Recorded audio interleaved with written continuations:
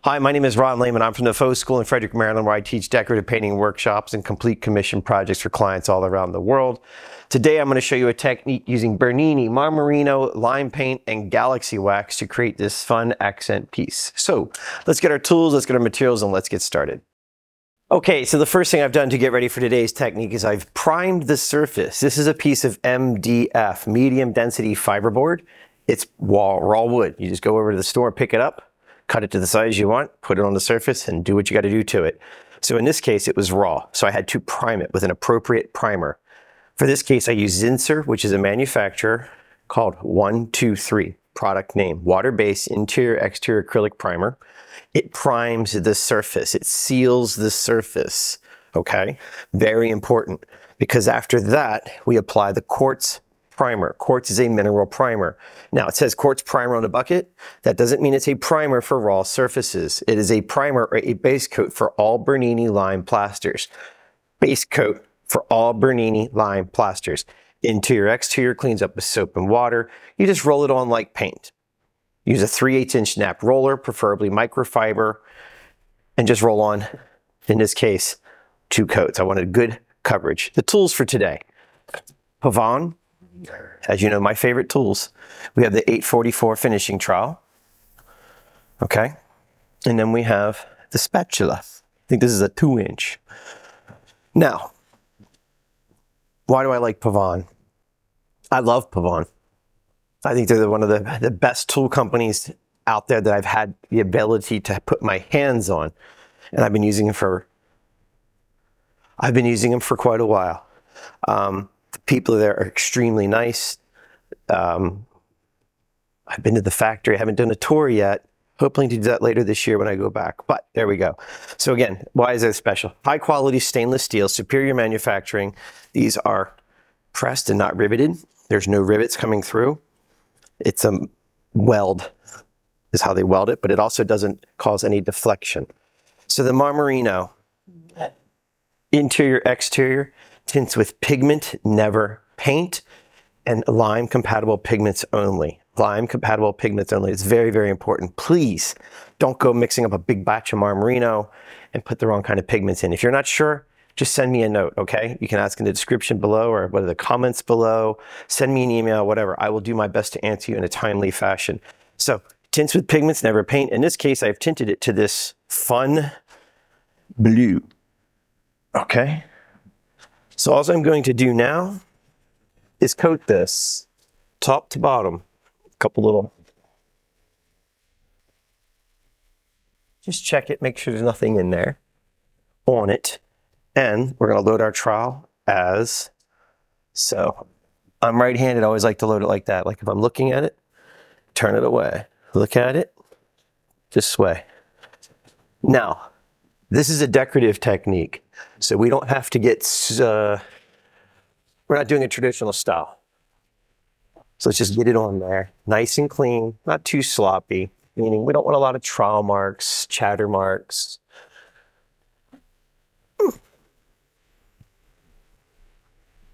Gather it up, put it back.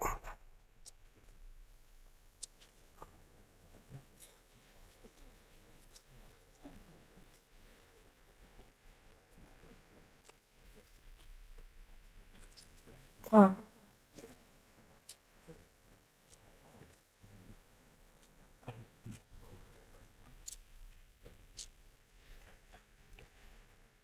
right, let's just keep going. So when I put this on, hopefully we can get this, the trowel is almost flat, so it just slides off. Look, I can just barely get my finger between the trowel and the surface, okay? And it just slides off. And up here, the removal is just slightly higher because these trowels have a beautiful bevel on them. And when you learn to ride that bevel, perfect. You don't need a lot of pressure. You're not trying to beat this up. You don't need to hear these like crazy trowel things happening like this. Bang, bang. Just take your time. Have fun with it. All right, let's get this done.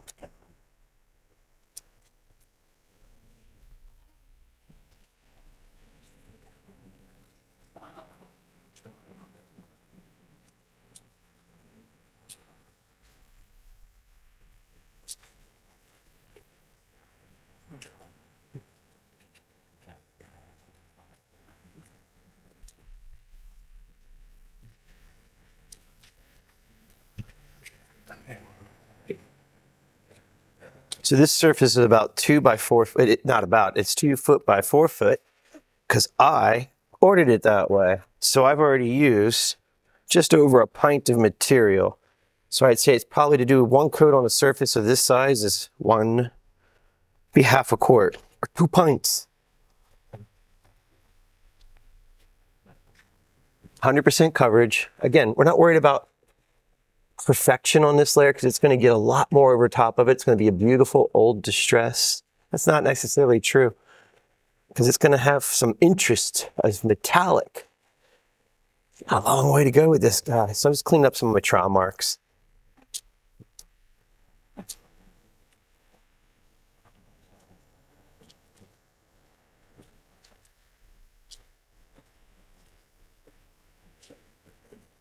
Pull something in there.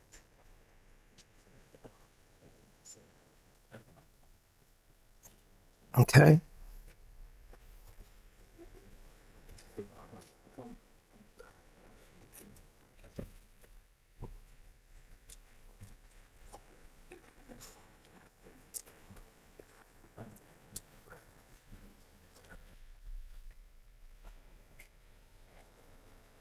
Takes a little more time than those small samples I used to use. And part of the reason I'm using bigger boards now is to give you a better idea of how this works.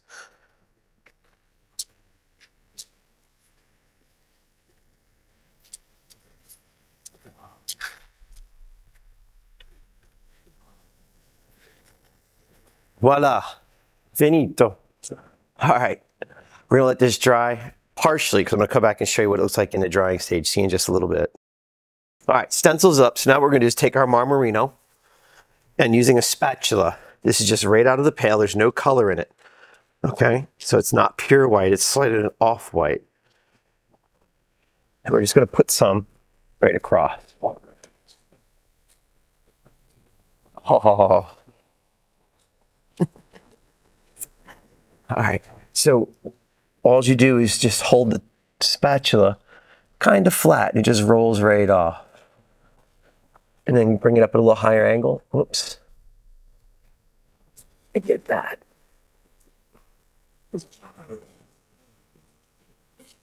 Take your time. Don't overwork it. Don't work it back and forth. The more you work it, the greater the chances are it's going to get under the stencil. Now, again, we're going for this old distressed look. So I'm not going to really fill in a lot of it. I'm going to leave some I'll probably fill in, I don't know, like 95% of it. Just that way some of the stencil has this broken effect to it. Like it's been here a lot longer than we thought. But when I do that, I don't want to intentionally miss something. So let's say I take the trowel and just let it kind of skip across. I'm sorry, the spatula. And that just lets little bits and pieces of this get caught in the stencil. But I also want to just create this. Yeah. All right. Let's back up here. So I'm not intentionally leaving these giant voids because that would just be silly or just look artificial. We don't want that. Go there.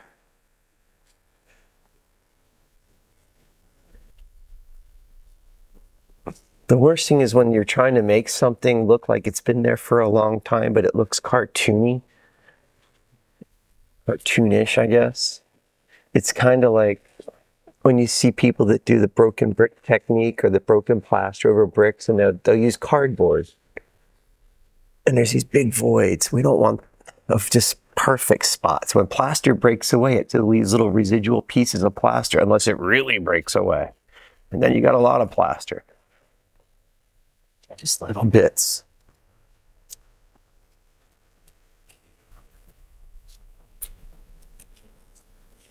Again, hold it almost flat and just push it off. And gather it up. Lay it down, push it off, lift it up, gather it up a little bit.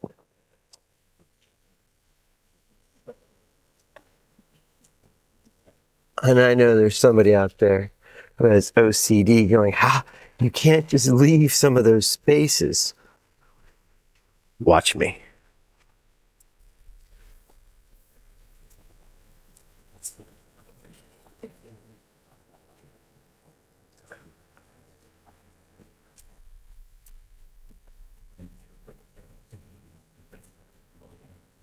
Ay, ay, ay.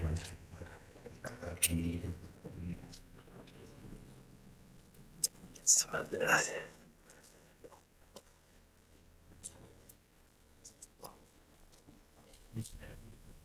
All right. This is always the fun part. If you do this correctly and it comes off, come on.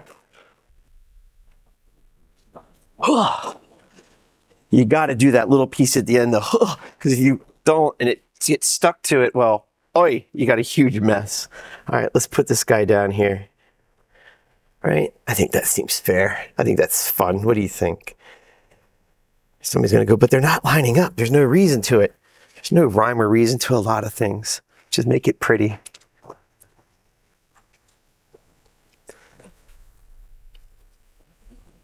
And I know somebody's going, but that blue, I understand this blue may not be for you, but we aren't finished.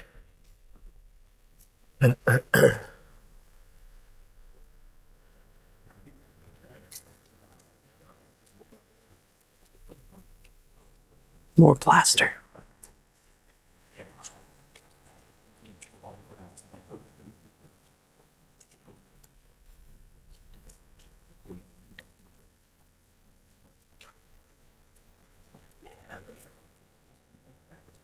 I could use a bigger spatula if I wanted to, but it's just a lot more material to try to control. Yeah, come on, get in there. Nice.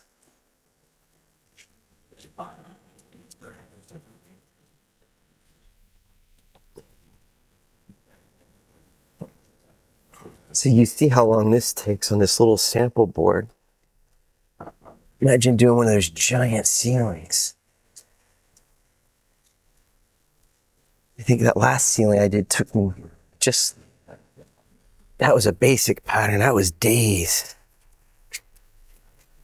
My neck hated it.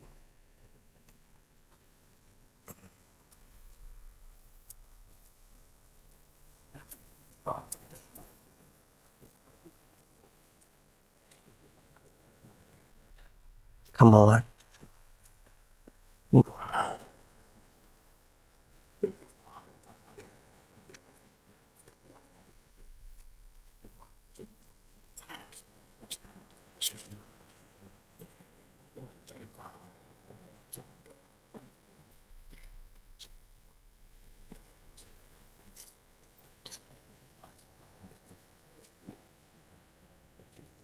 I'm trying to think if I want something in that top corner. I don't think my surface area is big enough to like make it look good.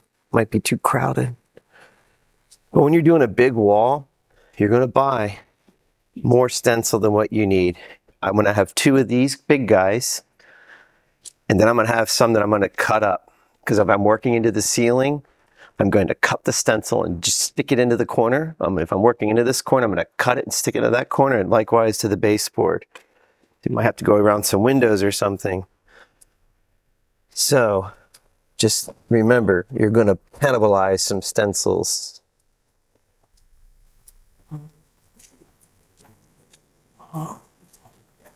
Why is that important? Because when you price the project, somebody's probably going, why don't you use that big old trowel and get it done? Because I'm pushing so much material, I don't want to. I want to control how I'm putting it on. Small doses. It's like cooking. Add a little bit of spice at a time. You can always add more. You put too much on too soon, it's a big mess. Big mess. You're just working harder for no reason.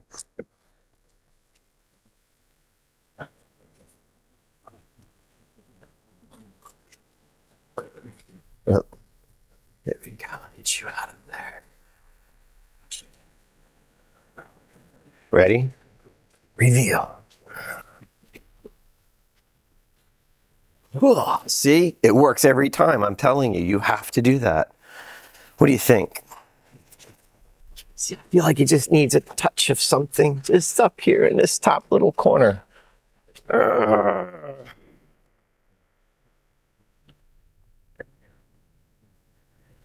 It's fine the way it is. All right, but let's pretend this is a big wall. Look what we have here.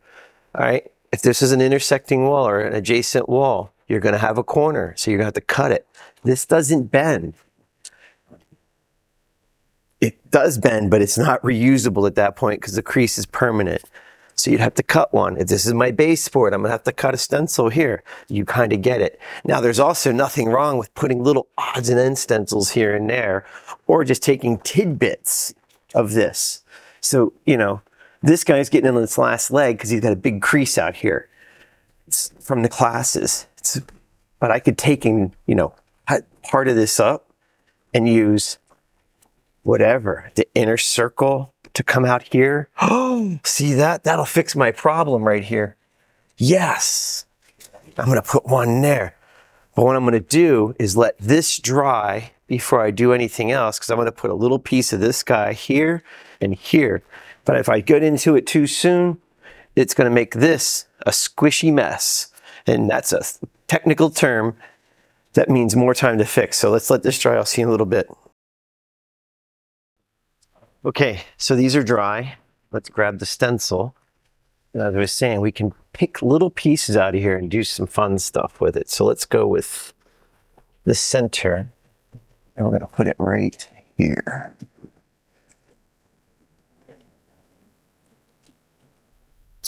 Should have my tape ready ahead of time. And let's just kick it. It's gonna be too much, but we'll figure it out. I think I'm gonna go right here. Yeah, I'm gonna take some tape and isolate just this area.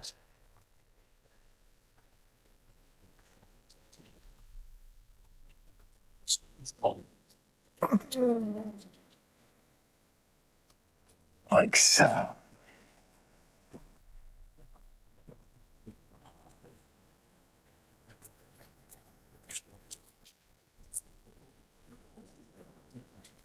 Get this down and flatten it.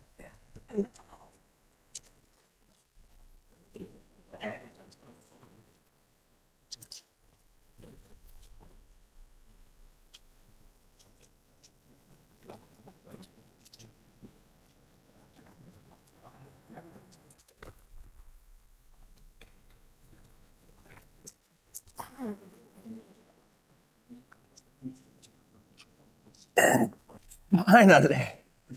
All right, so let's get some plaster, our Marmorino.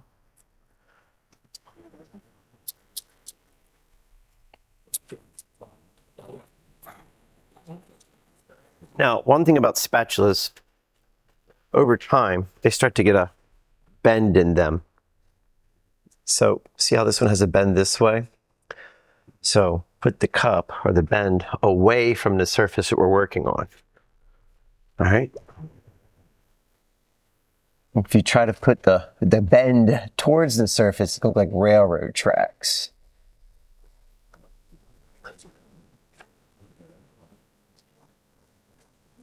And again, it's okay if we don't get 100% coverage. We want it to look like very old, been around for a little bit. It's got some stories to tell. Okay. Now, this is gonna be fun. There. Huh. Still missing something here. I don't know if I want to put this guy here. I can do whatever I want. It's my plaster creation, right?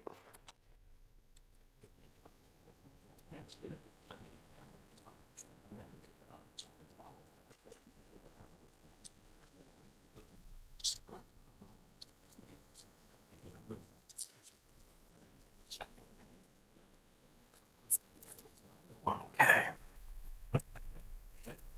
Just give it a little bit.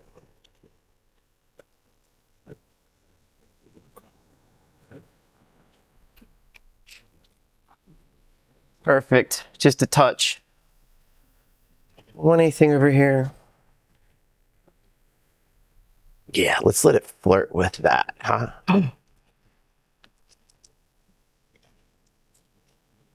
Stay there.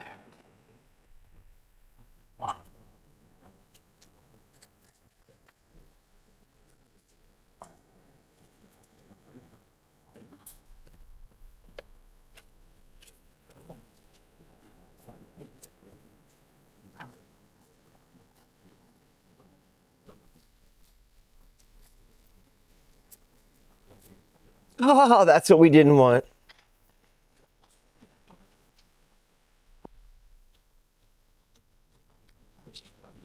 Oh boy, trying to line this up is going to be just a peach, huh? But there we go.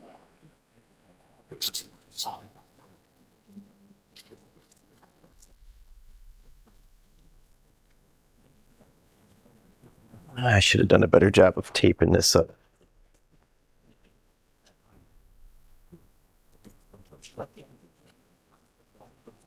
All right, we'll fix it.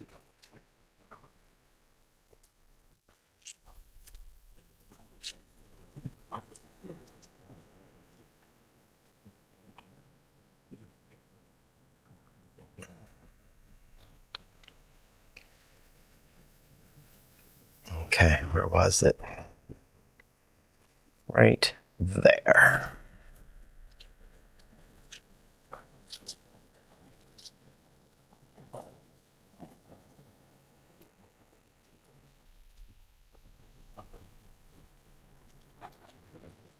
And that's why you got to cut them up. Okay, let's get.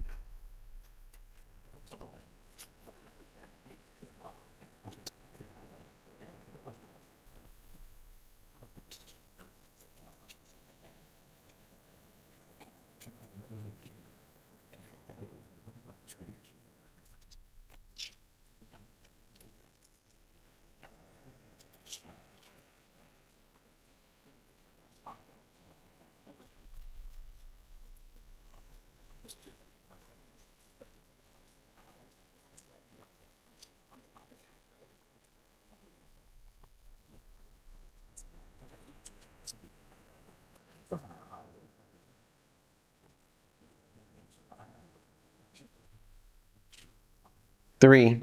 Okay. Stencil work's finished. It's time to let it dry and we'll come back in a little bit. So the Marmorino surface is dry. We're going to take a little piece of sanding sponge and just lightly go over it.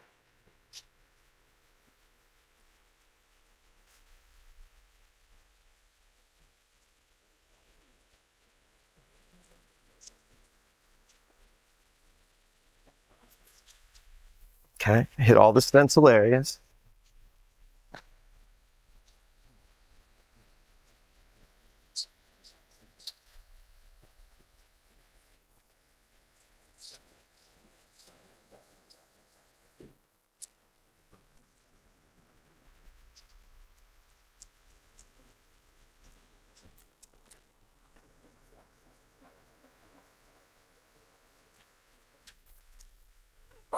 Whoa. All right, so now that that's dried, I'm sorry, sanded, you can dust it off. We're going to take more Marmorino, and I'm going to start with this gray color, this charcoal gray.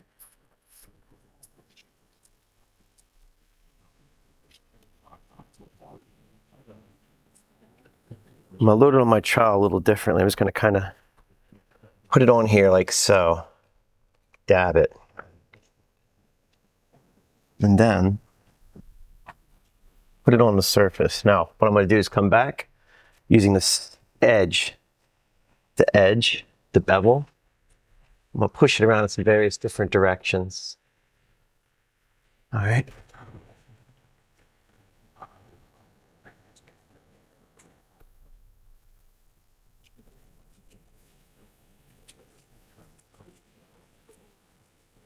So when you knock it around or trowel it down in various areas, you want to go different directions. That way it doesn't create a pattern or a distinct area.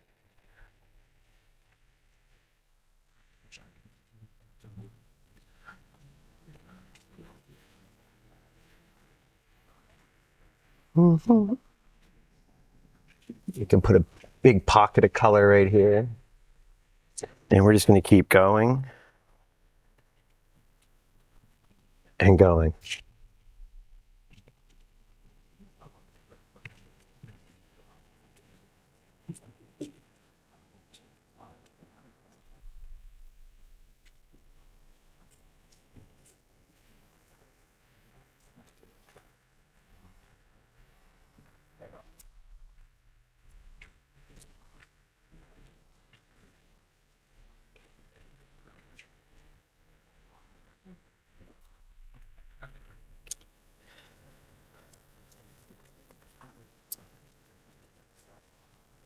Put a bunch of it right here, why not?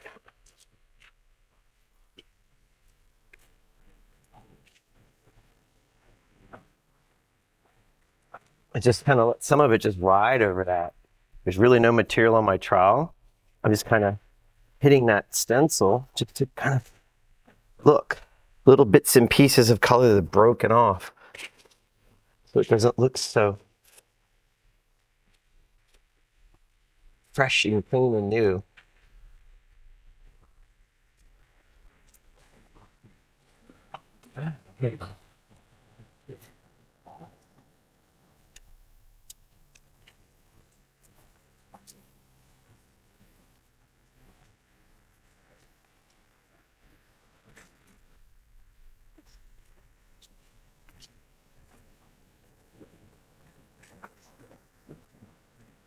Ooh!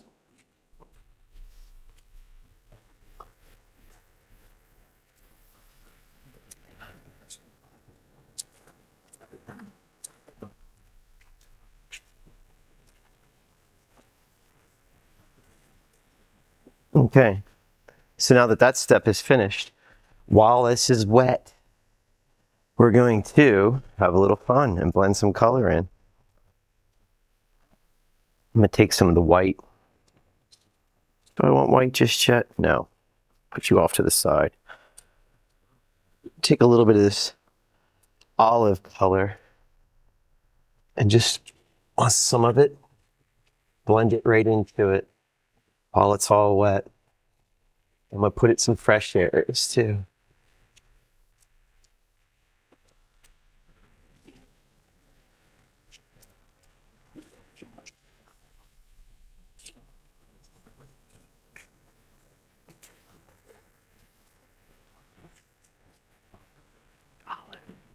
Almost forgot where I was going.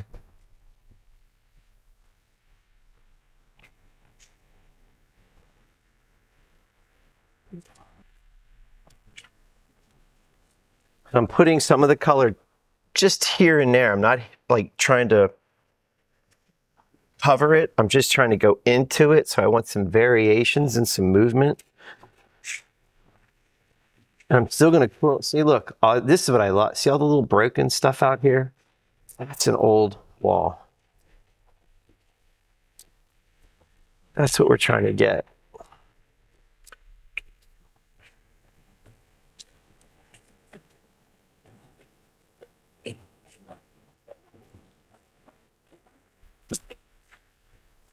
And just by doing that, it pulls any excess off the trowel and just leaves little residual pieces all over the stencil, the raised part of it. That is I don't know how thick that stencil is. You should know that. I'll put it in the description. I just got it off Amazon. It's a great little stencil.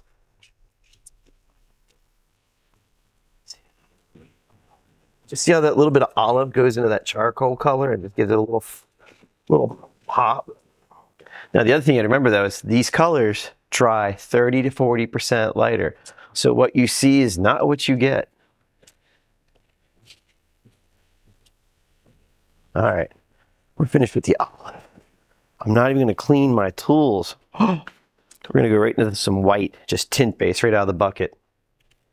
All right, watch what happens. We just blend that in right on top of it.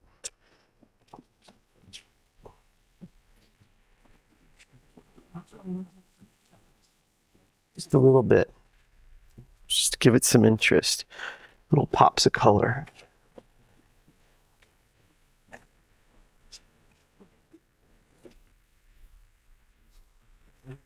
If I want, I can pull it kind of tight. I don't want to though. I'm gonna pop it up. I'm just gonna tap it and just let it rest for a minute. Then I'll come back with a loose trowel, soft trowel, just kind of knock some of the high spots down. White.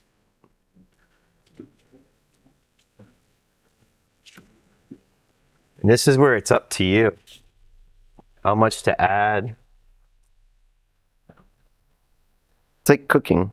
Everybody has a slightly different taste. The nice thing is when you make a video about what your samples, while you're making your sample, not only do I have my notes, but I can always go back and refer to the video if I forget something.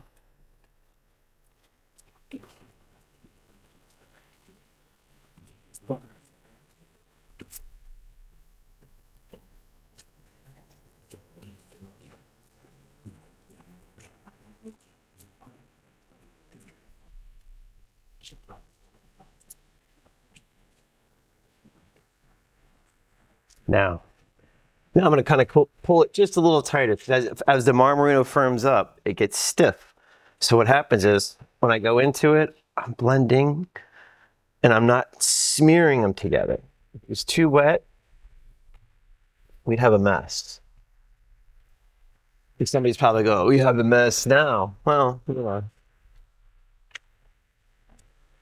Go down to the kitchen and eat some eggs, some vanilla flavoring extract, some flour, some cocoa powder, and some red food coloring, and tell me if it tastes like a red velvet cake. But after you cook it, it tastes wonderful.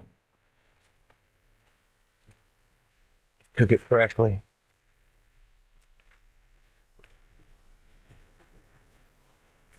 So we're not finished. All these will soften.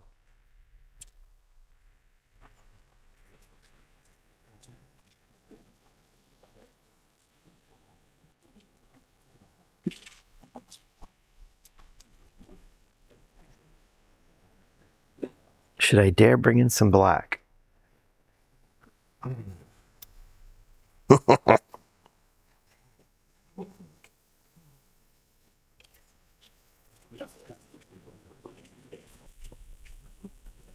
Not really black, it's a heavy charcoal color, but it could go sideways quickly if you're not careful. Just a little bit, see?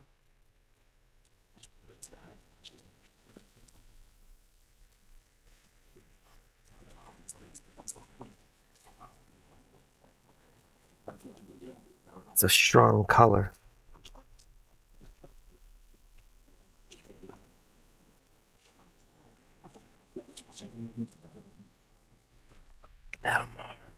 I'm talking just touches too. Just a tiny touch of this. This is such a heavy color, strong color.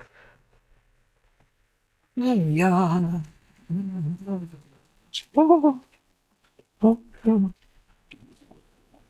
Remember, the black's going to turn into a charcoal.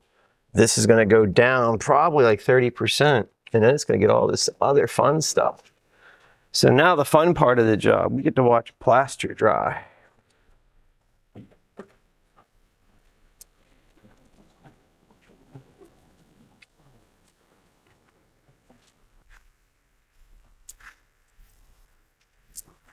Just some cleanup work.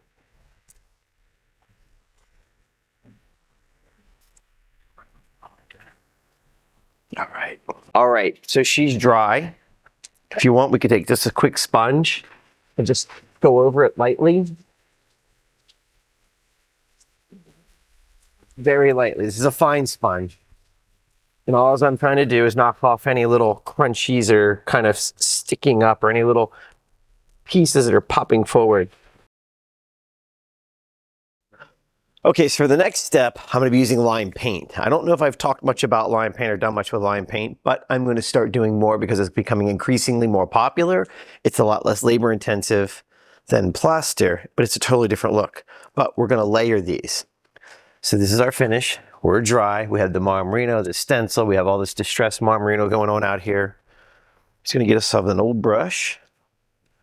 I like to hydrate it to make sure the floor is protected.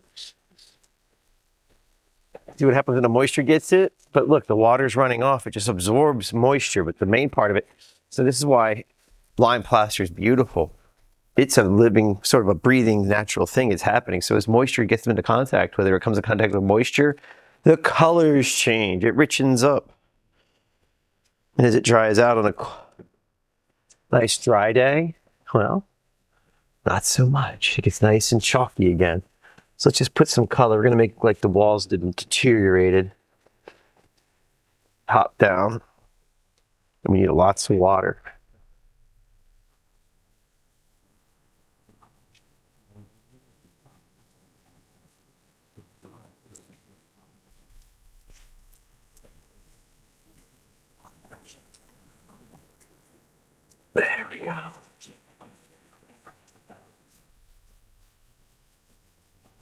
So the biggest thing I want to tell you, when you look at old walls and you notice they don't have drip marks, meaning if it's dripping, it just stops. Well, that's a dirty wall.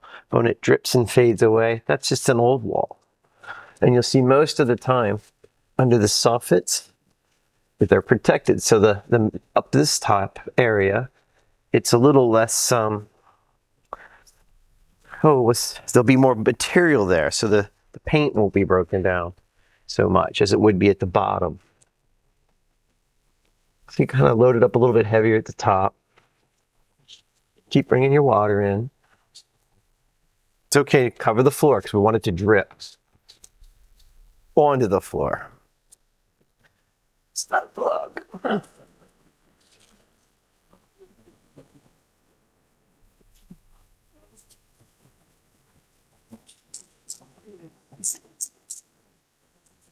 Pull up. Gotta pull the material back up to the top.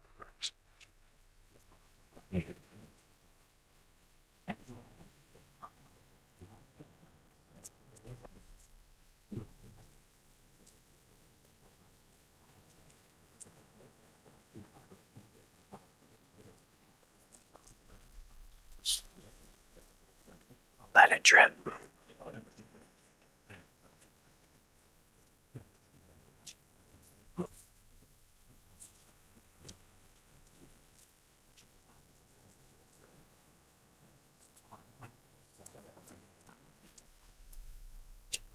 Get another color, a little warmer. No, we don't want to blend it in too much or else it'll become one new color. But we're going to keep doing some fun layering of colors.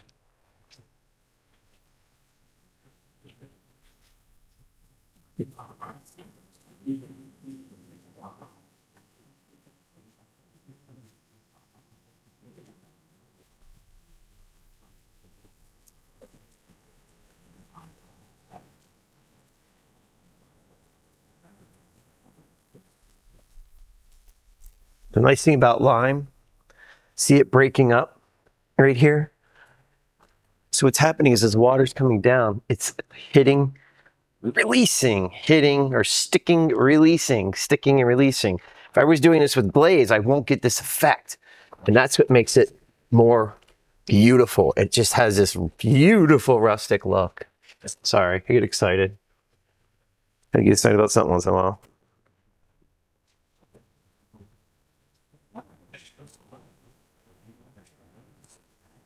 I just keep coming back and I soften with water. Just a lot. I'm gonna come back up here. Watch this.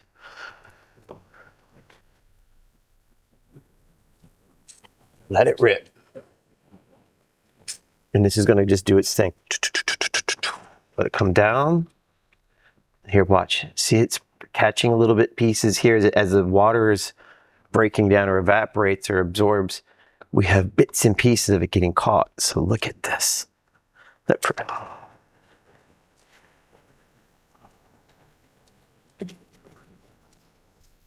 Hold on now. This is going to be a little crazy.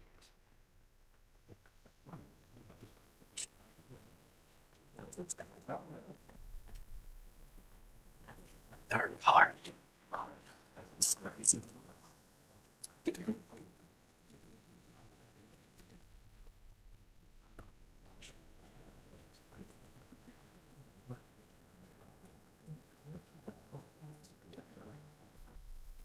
Dark colors, just bring some in. Slow that up a little bit, watch.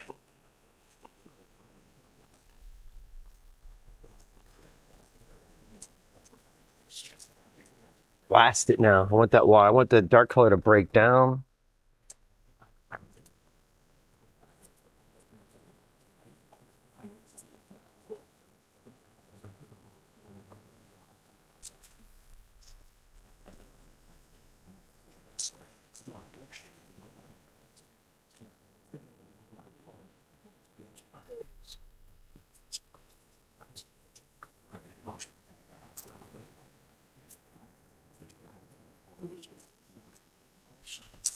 Okay, we're gonna let this dry. and watch it do its thing.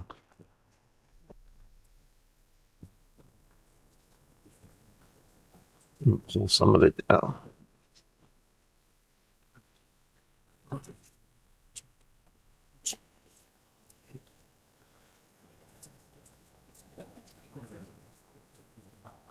Just a lot of back and forth, making sure we're happy with it.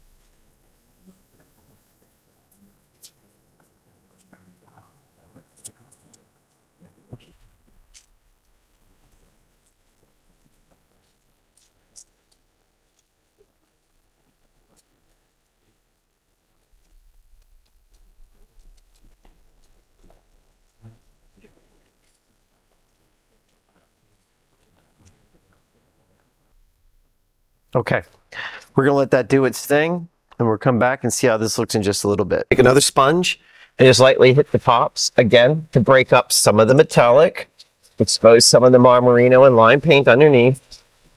That's all we're trying to do, not a lot. It's less, well, you know what? It's up to you how much you want to do. All right.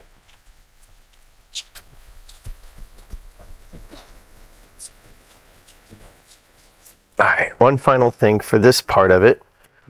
I keep saying that, but who knows? I think I'm getting close to the end. But we're going to take, let's get a clean rag. So we're going to take this clean rag, take a little lime paint, straight out of the bucket, no dilution. And I want to put just a little bit on here and come back and just have a little fun bringing some of this up. So I can dry brush it and just come over it just ever so softly. This is the tint base. This is not white. So what does that mean? It means it's tint base. There's no color in it. I mean, it will dry very, not very transparent or translucent, but it'll have a transparent, semi-transparent or semi-opaque, I guess would be the term we would use. But see how just finishing it off just a little bit? Let's come up and down, just here and there. Not all over the whole thing, just a little bit. See that? Look how it does that. Dry brush right through the middle. Come on. Line, baby. Oh, I'm just gonna come down here and buff some of this. So I'm sandwiching my metallic inside of this. So I'm just going to get hints of it. And that's all I want. Hints. Let's get another dry brush. Watch. Just keep going.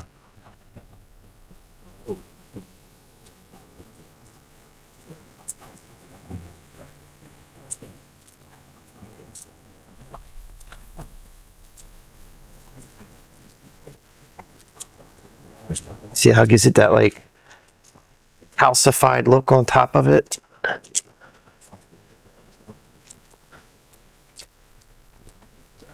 Oh yeah. Look at that. I'm sorry, I geek out from time to time. And see how I can bring it back? Not that it was gone.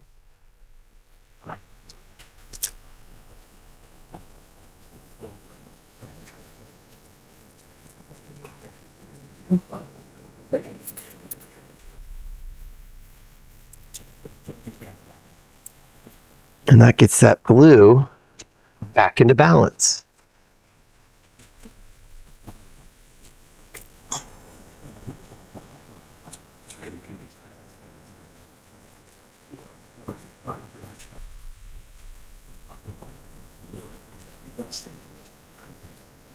Now the question is,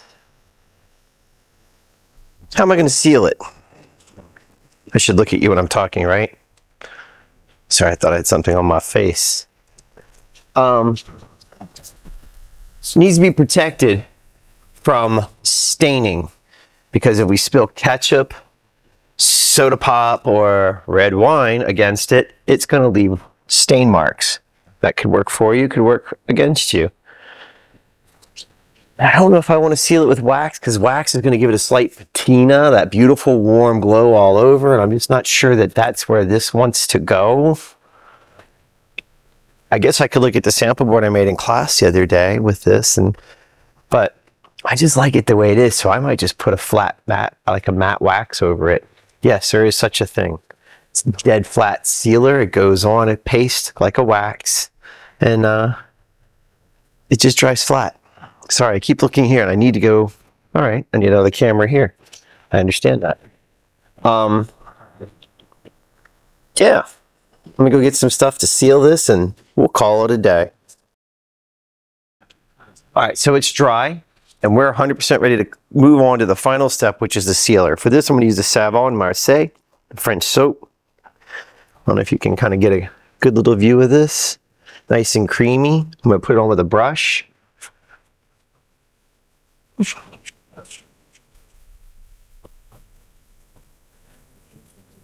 Not really able to trowel it because of the texture. It would get caught in a lot of these places. So when you put it on, crisscross. All right, so we can make sure we massage it down into the surface so we seal it up really well. It doesn't take away from any of the color. Doesn't bury it.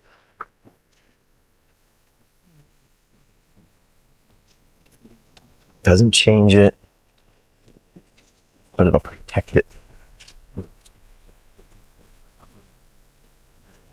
This is one of the best sealers you can really, because it will break. So inside it will never break down unless you scrub on it with the wrong kind of cleaners, which would be ammonia based. But in Venice, what I was told, I mean, a lot of places over there, they used to just use this on the exteriors as the sealer. So after they do the plaster or the stucco, they would seal it with wax, soap.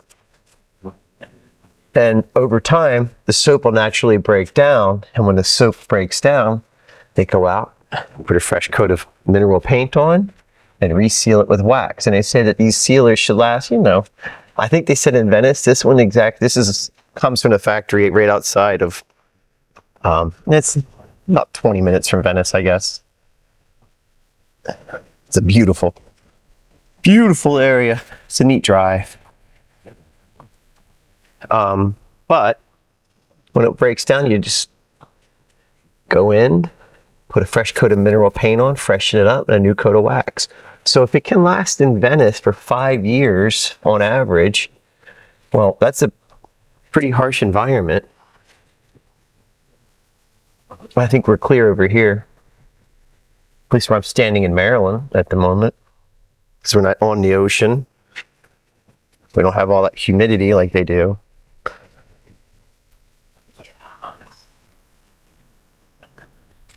Yes, you could use a larger brush. Don't put it on too thick though, all right? You don't want it to go on so thick that it's going to create a problem, and meaning if there were any moisture, you would trap it at the surface. So what does this mean? Wait 24 hours to seal any plaster. Make sure it's completely dry, or else you're going to seal moisture inside of it. What happens when you seal moisture inside of it? It turns cloudy, turns hazy.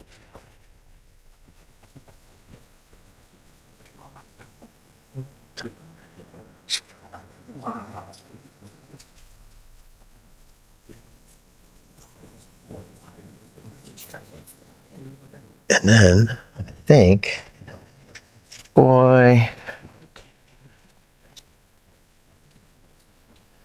gosh, it takes a lot, doesn't it? It's part of the gig. You should smell this. This stuff smells, the Savon Marseille smells so nice. I mean, it's got a fresh scent to it, refreshing, very, God, I don't even know how you describe it, very spring-like. Spring is the time of the year, meaning not the kind of car on like a Slinky.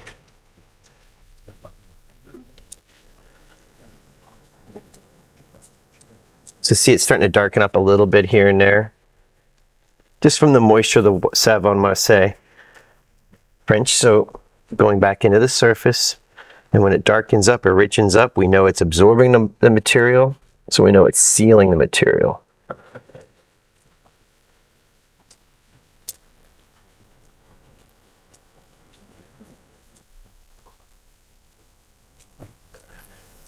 I didn't want to use wax because I don't want it to have that super high sheen to it. It's very shiny, and it's not what I'm looking for right now. I want this this is going to have a, Savon Marseille has a beautiful soft luster when it's finished. That's all I want. I want this to have a beautiful warm glow. Very relaxing. You had this in the room and the candles are dancing, you'll just see the softest of soft, faint light just dance across it. All right.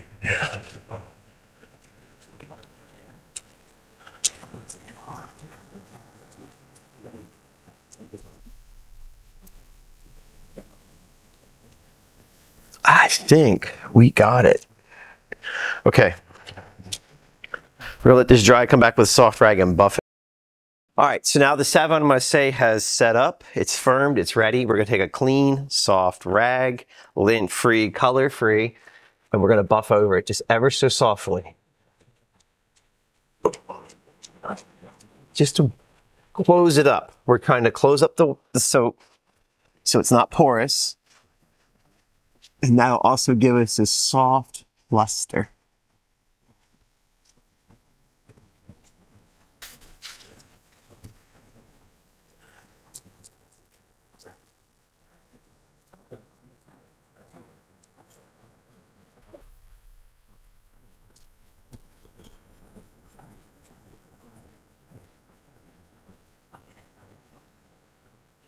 All right, that's it. It's finished.